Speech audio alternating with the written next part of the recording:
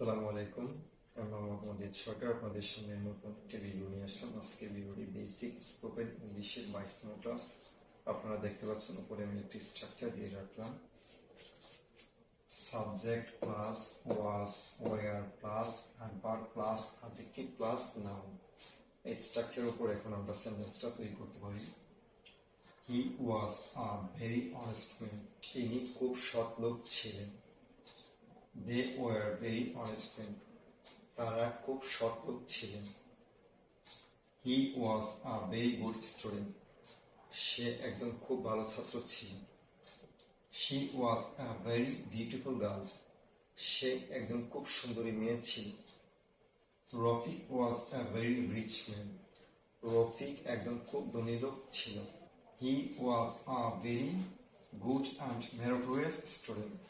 সে একজন খুব ভালো এবং মেধাবী ছাত্র ছিল।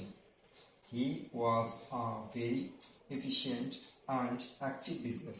তিনি একজন অত্যন্ত দক্ষ এবং কর্মঠ ব্যবসায়ী ছিলেন।